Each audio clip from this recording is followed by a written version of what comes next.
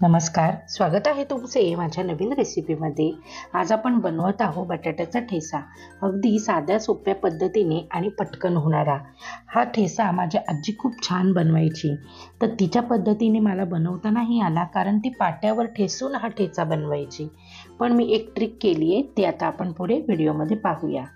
तर इथे मी बटाटे घेतलेत, 7-8 बटाटे घेतलेले आहेत आणि हे बटाटे कट करून अशा पद्धतीने पाण्यात ठेवलेले आहेत। हिरवी मिरची, लसूण आणि जिरं घेतलेलं आहे, कोथिंबीर, डाळी, मीठ घेतलेलं आहे, हळद घेतली आहे आणि कढीपत्त्याची पानं। तर आता आपण काय करायचं, हिरवी मिरची, लसूण आणि जिरं हे अशा पद्धतीने चॉपरमधनं बारीक करून घ्यायचंय, किंवा जर तुमच्याकडे पाटा वरवंटा असेल तर पाटा वरवंट्यावर आपल्याला ह्याचे घसरे मारून घ्यायचे। तर आता माझ्याकडे काय पाटा वरवंटा नाही आहे, त्यामुळे मी अशा पद्धतीने हे चॉपरमधनं फिरवून घेते। तर एक पूर्ण लसणाची गड्डी आणि 10 ते 12 हिरव्या मिरच्या घेतलेल्या आहेत। मिरच्या तिखट नाही आहेत, त्यामुळे मी जास्त घेतलेल्या आहेत। तुम्ही तुमच्या आवडीप्रमाणे इथे मिरच्यांचं प्रमाण वाढवू शकता किंवा कमी करू शकता। आता आपण त्या चॉपरमधनं मिरची वगैरे काढून घेतली आणि तिथे आपण जे बटाटे कापून ठेवलेले साल काढून, ते बटाटे इथे घालून घेतलेले आहे। आता मी इथे हे बटाटे चॉपरमधनं फिरवून घेणार आहे। जर तुमच्याकडे पाटा वरवंटा असेल तर तुम्ही नक्कीच हे बटाटे पाट्या वरवंट्यावर ठेसून घ्या, खूप वेगळी आणि सुंदर टेस्ट लागते। किंवा मोठा खलबत्ता असेल तर मोठ्या खलबत्त्यामध्ये सुद्धा तुम्ही हे बटाटे ठेसून घेऊ शकता। तर अशा पद्धतीने मी हा बटाटा कट करून घेतलेला आहे। अगदी ठेसल्याप्रमाणे हा बटाटा तयार होतो।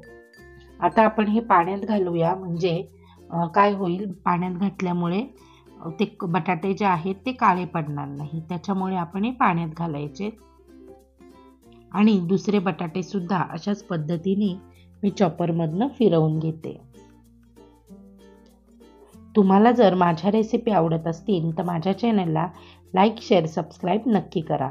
बेल आयकॉन दाबायला विसरू नका, जेणेकरून मी अपलोड केलेल्या रेसिपीचे नोटिफिकेशन तुम्हाला मिळेल। तर आता आपण हे दुसरे बटाटे सुद्धा अशा पद्धतीनेच कट करून घेणार आहे। तर माझी आजी काय करायची की पाट्यावरच लसूण आणि मिरची ठेसून घ्यायची आणि त्यासोबतच लगेचच बटाटे सुद्धा ठेसून घ्यायची आणि लगेचच तव्यामध्ये तेल घालून लगेच फोडणी करायची।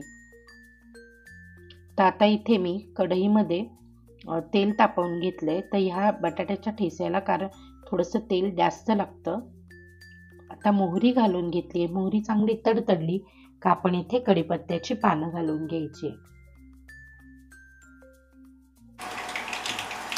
आता आपण कढीपत्त्याची पानं घालून घेतली आणि कढीपत्त्याची पानं सुद्धा चांगली तडतडली। आता पाव चमचा हिंग घालायचे। हिंग नक्की घाला, कारण हिंगाने खूप वेगळी छान अशी चव येते।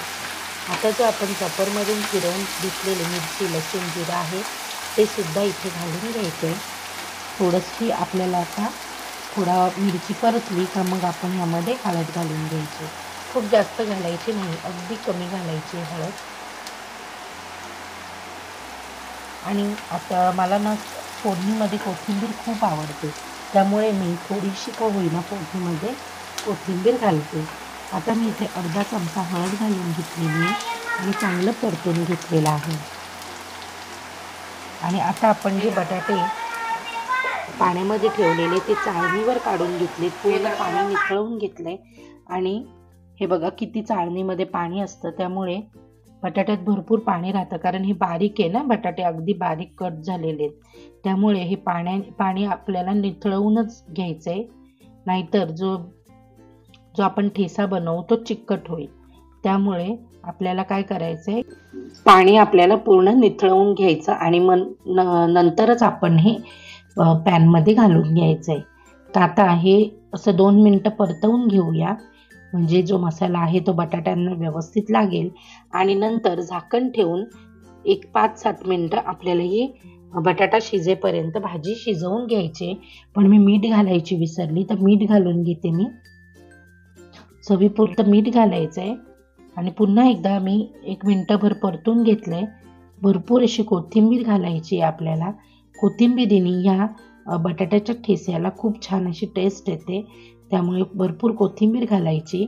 आता मी झाकण ठेवते आणि झाकण ठेवून 1-5 मिनटं आपण ह्या बटाट्यांना छान वाफ देऊन घेऊया. अधूनमधून आपल्याला हे परतून घ्यायचं आहे, नाहीतर मग हा बटाटा जो आहे हा खाली लागू शकतो. हे बघा, त्यामुळे हे बघा मी तुम्हाला दाखवते की थोडा थोडा असा लागतो.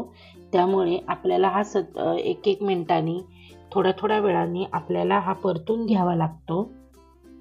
पण नंतरचा जो रिझल्ट आहे, ही भाजी जी आहे ती खूप अप्रतिम अशी बनते. हा ठेचा खूप सुंदर लागतो.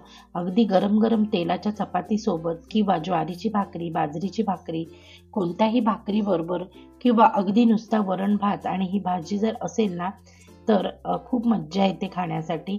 तुम्ही सुद्धा अशा पद्धतीने नक्की ट्राय करून पहा. खूप वेगळी आणि खूप सुंदर अशी ही रेसिपी आहे.